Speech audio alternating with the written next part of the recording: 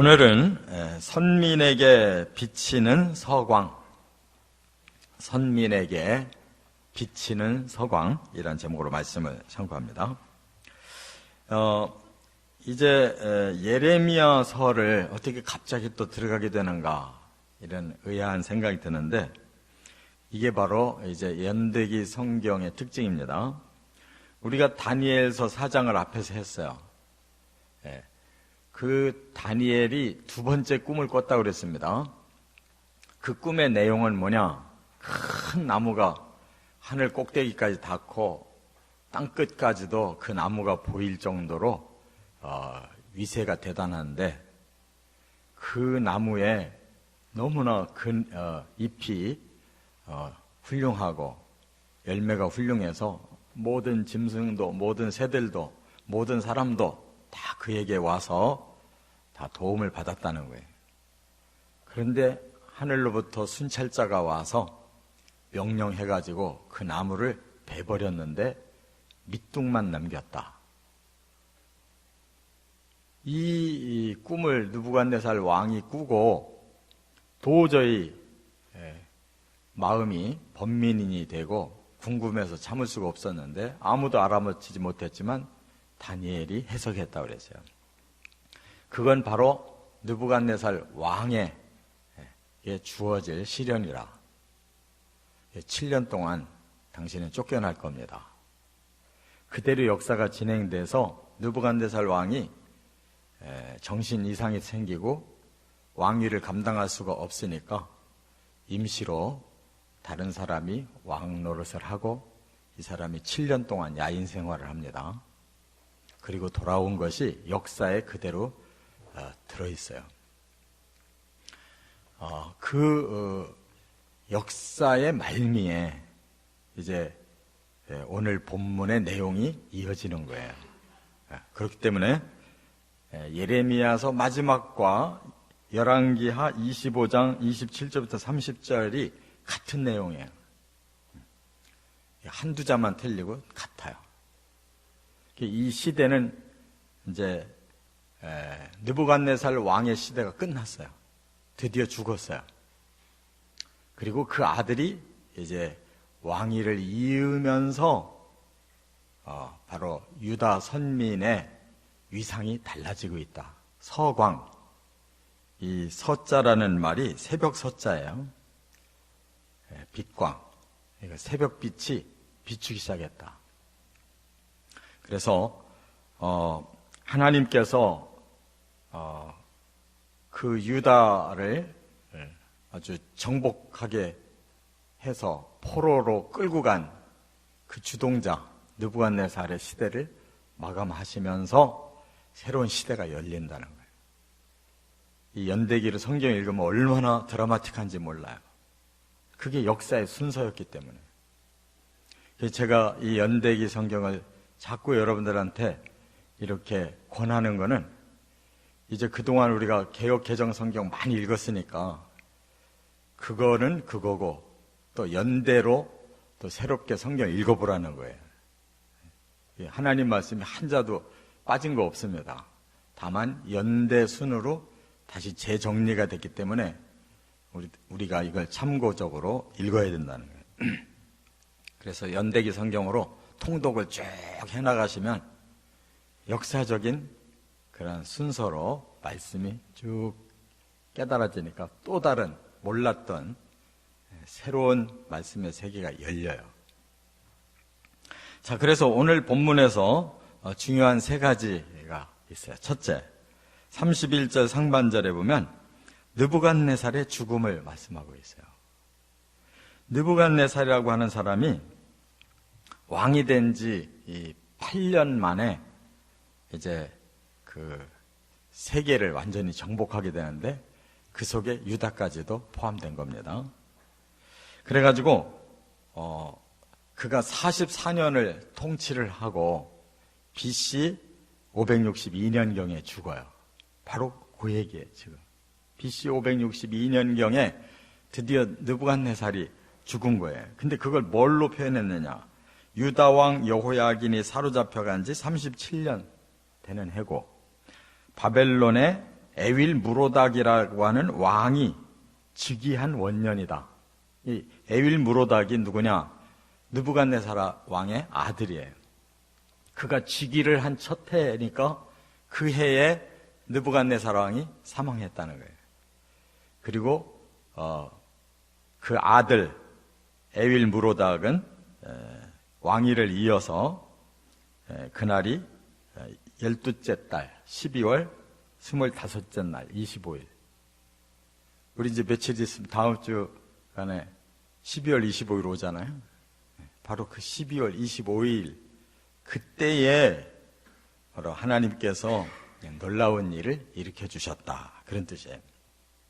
그러니까 일단 우리는 느부갓네살 왕이 죽었구나. 그 시대가 끝났구나 하는 이 중요성을 알아야 돼요. 왜? 느부갓네살 왕이 그 시대에 임시 심판자였어요. 하나님이 그를 통해서 모든 악한 자들을 다 징계하게 하셨는데 애굽도 또 주변에 두로 시돈도 뭐 암몬도 모압도 그냥 모든 나라들을 다 쳤어요. 그런데 하나님이 가장 중심에 둔 나라는 유다라는 나라. 하나님의 선민인데 다윗이 그렇게 강한 왕권을 세웠던 나라인데 그렇게 타락해가지고 두 쪽 나더니 남아있는 유다마저도 이렇게 악해서 하나님 도저히 그대로 둘 수가 없었기 때문에 임시 심판자로 느부갓네살을 세워서 치신 거예요. 그래서 징벌을 내리신 겁니다. 그러나 이제 그 징벌은 끝나가고 새로운 회복을 시작하시려고 느부갓네살 왕의 시대를 마감하셨답니다. 그러니까 아주 중요한 변화가 이제부터 시작되는 거예요. 그래서 바벨론 나라는 이제 얼마 남지 않았어요. 이제 느부갓네살 왕 이후에 아주 미미한 왕들이 조금 나타나서 다스리다가 결국 페르시아의 고레스라고 하는 왕에게 BC 540년에 멸망당하니까 여기서 한 20여 년 후면은 바벨론은 문 닫는 겁니다. 이렇게 그의 시대는 끝나가고 유다는 새로운 회복의 시대가 시작되는 것이다. 그런 말이에요. 두 번째, 31절 하반절 여호야긴의 석방. 이것이 구체적인 징조였어요. 여호야긴이라고 하는 왕은 유다 나라의 19대 왕이에요. 마지막에서 두 번째 왕이었는데 바벨론이 쳐들어와서 그 여호야긴을 포로로 끌고 갑니다. 그가 왕 노릇을 3개월밖에 못했어요. 그러니까 아주 어지러운 그 상황에서 여호야긴이 이제 간신히 왕이 됐는데 느부갓네살에게 미움을 당했어요. 그래서 3개월 만에 그를 끌고 가고 마지막 왕 다시 삼촌으로 왕위가 넘겨졌는데 그게 시드기야하고 그가 11년 왕 노릇하고 바벨론의 3차에 완전히 멸망당한 거거든요. 그래도 시드기야보다 훨씬 행복한 사람이 여호야긴이에요. 이렇게 바벨론으로 끌려가는 바람에 그는 감옥 생활을 37년을 했습니다. 그런데 뭐가 더 행복하냐? 석방됐다는 거. 말년에 석방이 됐어요. 그래서 그 석방된 시기가 언제냐? 느부갓네살이 죽으면서 그 아들 왕이 새롭게 재위를 시작하면서 그 여호야긴을 풀어준 거예요. 풀어줄 뿐만 아니라 거기에 잡혀왔던 다른 왕들보다도 더 예우를 해줬다는 거예요.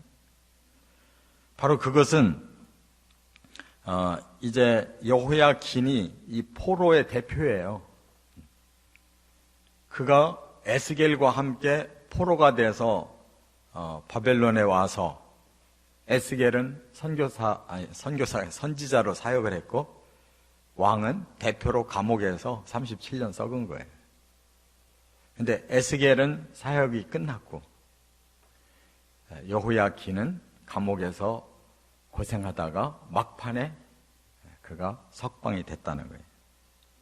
그 말은 이제 하나님이 선민을 다시 회복하겠다고 하는 징조, 그 대표인 왕을 감옥에서 끄집어냄으로써 그것이 이루어지는 것이에요. 바로 이 시대가 이제 유다에게는 다시 말해서 위상이 달라지고 있는 시대다라는 것을 우리가 깨닫게 됩니다. 그리고 예레미야 29장 10절에 분명히 말씀하기를 너희는 70년간 포로 생활할 거다 라고 예레미야 29장 10절에 말씀했거든요. 그러면서 30장 3절에 너희들은 반드시 돌아온다 그러셨거든요. 그 예언이 이제 이루어지는 스타트가 된 거예요. 감옥의 왕이 석방돼서 예우를 받으면서 유대인들에게 새로운 변화가 일어나고 예언의 날짜는 점점 다가와서 22여 년 후면 이제 돌아올 기회가 오는 것입니다. 할렐루야. 이거에 뭐가 중요하냐? 하나님의 언약이라는 것이. 하나님은 한번 언약 줬으면 그것을 끝까지 보장해 주시려고 하는 거고, 그 언약을 어긴 자에게 징벌은 주시지만 멸망치는 않으신다. 언약은 이처럼 위대한 거예요. 그들이 벌 받지만 70년 형벌로 끝나고 다시 돌아와서 언약이 회복된다는 것을 의미하는 거예요. 세 번째, 32절, 33절, 선민의 대우 향상. 선민이 이제 대우를 받는 시대가 도래했어요. 바로 그 징조가 여호야긴이 조금 전에도 말씀드린 것처럼 그가 다른 왕들보다도 높은 자리를 앉았고 평생 동안 왕의 앞에서 먹게 했고, 그러니까 이 말은 바벨론의 황제 앞에서 식탁을 같이 하게 해줬고, 날마다 쓸 거, 말하자면 비록 패배한 왕이지만 유다의 왕의 그 권위를 세워주기 위해서 그에게 받는 정량을 주고 종신토록 받게 해줬다 그랬어요. 품위 유지, 유다 왕의 품위 유지를 위해서 다른 나라 왕들보다 높여주고 왕의 식탁에도 함께 앉게 해주고 평생 품위 유지를 할 수 있는 정량의 물품을 공급해 줬다는 거예요. 이렇게 대우가 달라졌어요. 왜 그랬을까? 우리가 다시 돌아보면 지금 다니엘이 어떻게 하고 있어요? 그 나라의 총리예요. 느부갓네살 왕 때 계속 총리를 했어요. 그리고 그 다니엘은 이제 다음 페르시아 나라의 고레스가 그 땅에 들어올 때까지 총리였어요. 고레스가 이제 새로운 그런 시대를 열기까지 사실상 그 나라를 잘 통치하고 있는 실무자가 다니엘이에요. 그렇기 때문에 느부갓네살이 죽으니까 이제 다니엘의 힘이 더 강해지겠죠. 그래서 그 다음 왕들이 다니엘의 말을 잘 들을 때 그 다니엘이 마음속에 누구를 구원하고 싶겠어요? 자기 민족의 왕 여호야긴을 살리고 싶지 않겠어요? 그리고 또 하나 중요한 비밀이 있어요. 바로 앞장에 우리가 다니엘 4장을 말씀을 상고했잖아요. 다니엘 그 4장에 느부갓네살이 꿈꾸고 자기가 미칠 것에 대한 예언을 들었다고 그랬는데 진짜로 미쳤어요. 그 7년 동안 왕위가 그거는 사라졌어요. 그동안 누가 다스렸느냐? 그 당시에 바벨론은 그 바로 위에 있는 메데라는 나라와 연합이 돼 있었어요. 그래서 이 형제처럼 이렇게 메데 왕이 이 바벨론 왕과 형제처럼 지냈어요. 그런데 그 7년 기간에 메데 왕이라는 그 왕이 대단히 중요한 사람이에요. 누구냐? 아하수에로 왕인데 그 사람이 에스더 왕후의 남편이에요. 역사가 지금 많은 학자들이 이것이 후대에 일어난 일로 이렇게 그동안 좀 착각이 돼가지고 에스더는 그 뒤에 페르시아 시대로 알고 있는데 다시 연구를 해보니까 그게 아니에요. 느부갓네살 왕 시대의 사람이에요. 그리고 느부갓네살과 형제같이 지내고 있는 메대 왕이 아하수에로 왕이에요. 그 사람이 그 7년을 대신 다스리고 있었던 거예요. 그때 여왕이 에스더 여왕이에요. 그러니까 바벨론에는 다니엘이, 형제국가 메대에는 누가? 에스더 왕후와 그의 사촌오빠 모르드기가 실권자예요. 그러니까 유다라는 나라가 어떻게 되겠어요? 점점 대우를 받고 그냥 완전히 드러내서 하지는 못해도 바로 그렇게 유대인들의 지위가 향상되고 있었다는 이미. 겉으로는 포로시대지만 실제로는 유대인들이 많이 그 사회를 뒤에서 움직이고 있었다는 거예요. 그게 하나님 선민의 특징이에요. 지금도 유대인들이 나라는 조그만하고 앞장서서 큰 소리는 못 쳐도 뒤에서 전부 미국 사람들, 독일 사람들, 영국 사람들, 러시아 사람들 다 뒤에서 쥐고 있어요. 왜? 하나님이 그런 지혜를 주고 그런 능력을 주니까 노벨상 받는 3분의 1이 다 유대인들이에요. 이거는 말로 설명할 수 없는 놀라운 일들을 하나님 지금도 선민을 통해서 하고 계셔요. 깨달으시기 바랍니다. 하나님이 한번 선택하시고 사랑하시면 결국 포기하지 않는다는 거예요. 유대인들이 그렇게 완악한 짓을 하고 하나님 뜻을 거스려도 하나님은 완전히 내버리지 않고 그 속에서 하나님의 사람들을 꼭꼭 뽑아서 쓰고 계시다는 거예요. 이와 같이 하나님의 계획된 나라는 이루어져 가는 것입니다. 거기에 부응해서 믿고 순종하는 자를 시대마다 들어 쓰시는데 저와 여러분, 우리 일산교회 되어질 수 있도록 눈을 여시고 비전을 키우시기를 주의 이름으로 축원합니다.